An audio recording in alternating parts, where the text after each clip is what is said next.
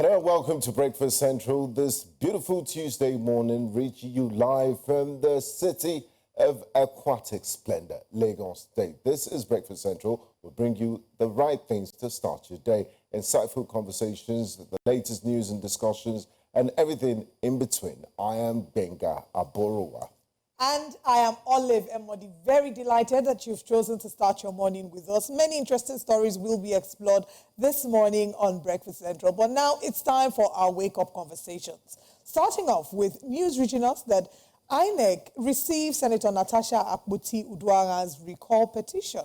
Now, a group of women have come together to allegedly sign a petition.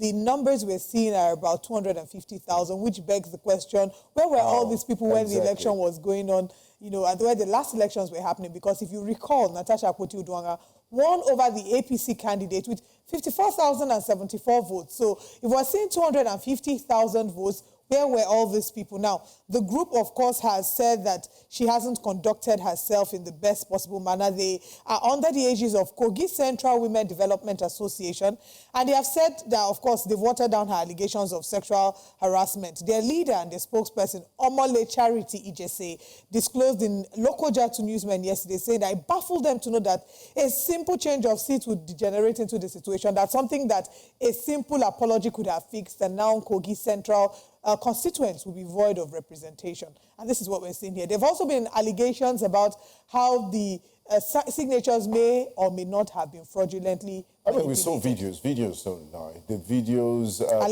allegedly, yes, showed people doctoring and signing for others, the recall register. So, that's why we got those numbers. In 7 days, quite an astonishing number, double those that even registered to vote in the Kogi Central elections the last time they went out to the polls. It's quite, it's led to mixed reactions. So many people are saying, hunger and poverty doesn't go well with poverty, because people have a way of manipulating it for their own purposes. And the lady in green she's the head of that delegation that went to INEC with the Ghana Must Go bags to present all those signatures. But let's take a listen to what they had to say. I think that we should separate issues from personality and leave former Governor Yaya Bello away from this matter, and also leave the sitting governor away from this matter. If you're saying that the state government, it's okay for you not to be in the party where the state governor is from, where the state governor is. But is it the state governor that sent her again to go and misbehave in the Senate? No. So we should stop making it look like it's a personal vendetta. This thing is common sense. This thing is reality before us. We cannot afford not to have a senator representing us in the red chambers. And we're now recalling her. So I don't know why anybody will even think that somebody needs to tell us. We are not robots. We are not cows. We know what we are doing and we know what we want. We elected her as a senator. And the same representatives and electorates are now saying that she can no longer represent us well because she has chosen her ego over her people. She has chosen emotions over logic. Like I always say, logic will always and always win over emotions. And the game is the game. Politics is politics. Very, very charitable from Madam Charity. She knows it all.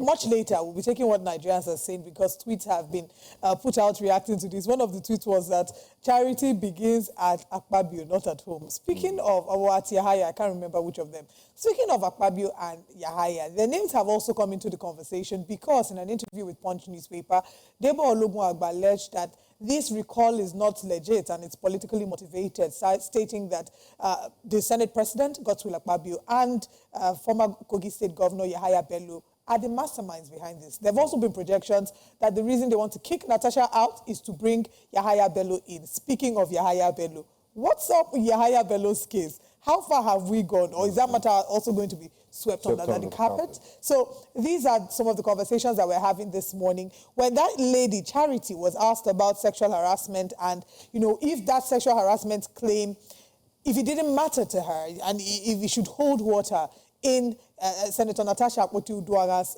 cause, she said that Natasha Akpoti-Uduaghan is not a baby. She's above 40 years old. That if she's saying there's sexual harassment, she should bring claim. If she doesn't have claim, instead of going to embarrass us in the international community, that this matter was already before the Senate and Ethics Committee, but she's going out to embarrass us. Again, waiting woman do woman. This is International Women's Month. I mean, it's and supposed the to be position woman is supporting woman. it's really, I'm laughing about it, but it's not even funny. The very least that a number of Nigerians are asking for is that she has a fair trial. It's one thing for you to say, we didn't do anything, or I didn't do anything, nothing of the sort happened. If there's a case of sexual harassment, especially because it taints the reputation of the red chambers, it rubs a very nasty brush on them. And whether we like it or not, this thing will last a while. The international community is aware. The least we can do is grant a fair hearing, open up investigation. Yes, Senator Natasha Akpoti-Uduaghan is no pushover, and she has a right to seek justice, just like every other Nigerian. But staying in Kogi State, we're not leaving Kogi just yet.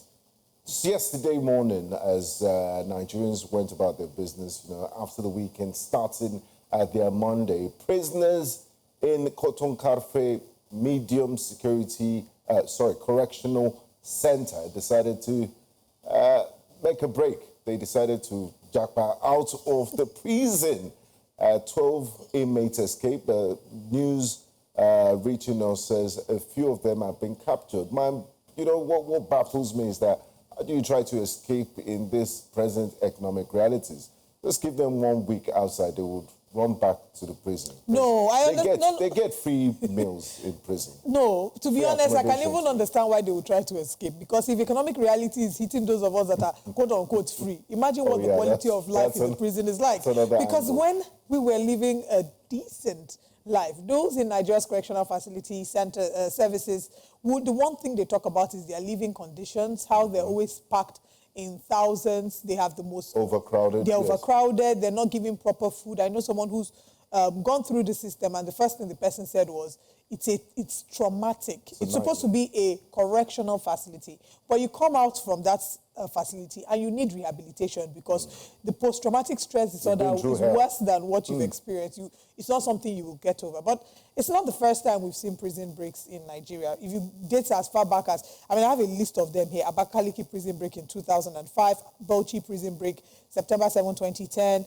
Now we have even this Cotton Cafe prison break. This is not the first time. It's happened in 2012 as well. So again, a reminder about the fact that what we call prison or what we call our correctional facilities, we need to look again into them, into the quality of life, into the state of living, and into the security. If we can't guarantee that, because at the end of the day, a number of these people are hardened criminals that have gotten into prison. There's a reason why they're in prison. Exactly. They've gotten into prison, gotten even further hardened, and now they're coming back to be reintegrated into the society. But then again, if we're a society that de-radicalizes terrorists and bandits, who are we to judge these people? But the officials say they're on their heels. They've mounted checkpoints at the borders of the state, and there's no escaping. So we'll wait and see developments there, see what happens. Absolutely. Now, talking about prisons or correctional facilities and living conditions, another living condition that is akin to what one would say is a correctional facility is what the situation is in ABUS. Governor Alex Otti visited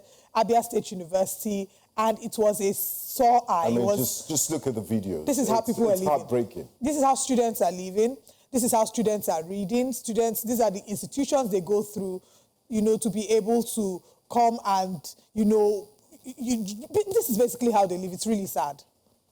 Anyway. Let's just give you a caveat that some of these videos we're about to show will be, is very heartbreaking. So if you don't have the stomach for it, just please look away. It's very tragic. To read here. We can read. I'm so sorry. We'll take out this. That is to cook here. Why?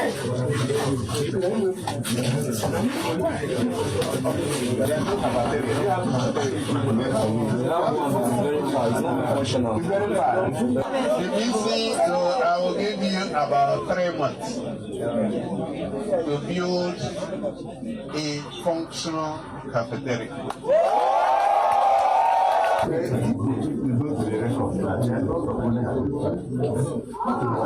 Where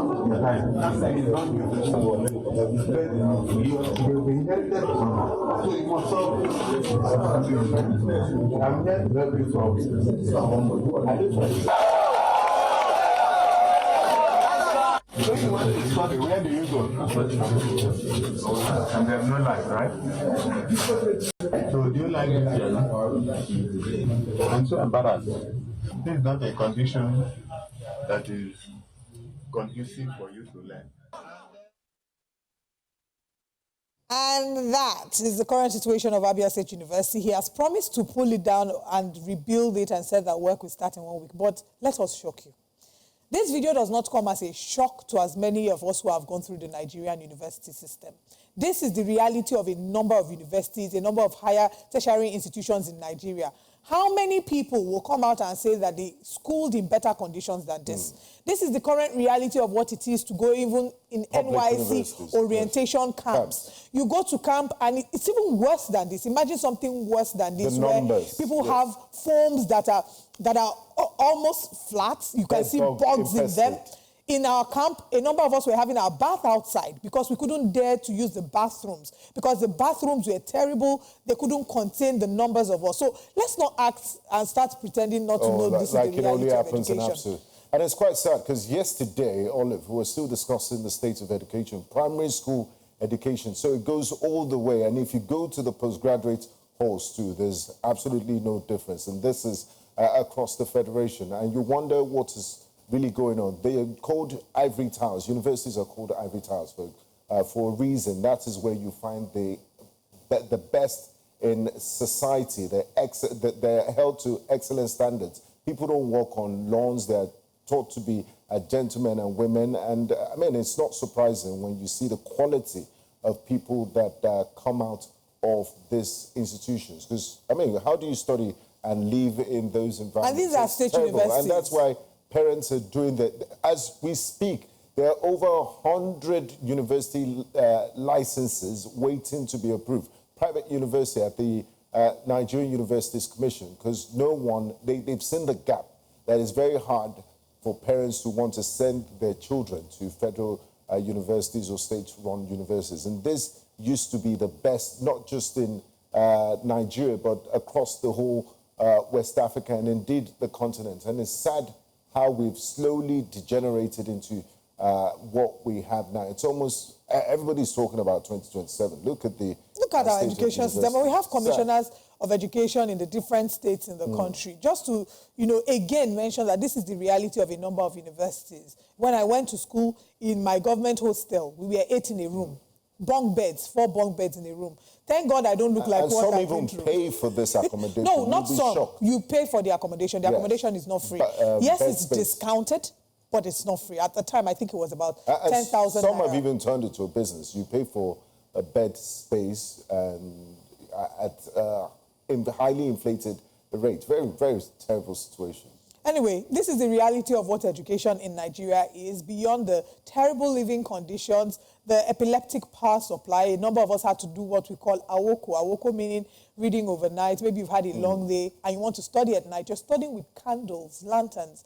Gen Zs, I don't know if they still use candles or lanterns or if they can relate, but a number of us use candles and lanterns to study. And it's a shame that the things our parents went through, we went through them. And I don't know if that's the current reality, in terms of studying, but it is a terrible thing. We need to do better to prioritize education because the quality of a nation is reflected in how much importance they've allocated to education. Just yesterday, we're talking about 20 million out-of-school children. So the ones who want to go to school, it feels like punishment. But I mean, people say the country is good if things are getting better. I always tell people, if you want to know the state or the true state of a nation, go to a public hospital, go to a public university, and go to the prisons and see the living conditions, and you can make your judgment yourself. There are prisons in Europe that are in far better conditions than our higher institutions. That's just and it's why private schools will continue to make a lot of money. They pay a lot, they charge a lot, because if the government schools can't even uphold decent education standards, decent living conditions, people will do everything that they can to send their children to private universities, or in the other cases, or better still, to send them abroad. Anyway, These are the conversations that we're having this morning. And share with us your thoughts. If you schooled in Nigeria, if you went to and I'm talking of government institutions, not private institutions. If you went to a government institution or a federal institution, what was the living condition like? Did you have better living conditions? Does this come as a jarring surprise to you, the state of things in ABUS? But I'm hoping that this is just a charge to other governors, to other commissioners of education to wake up and smell the coffee. That's all we have this morning.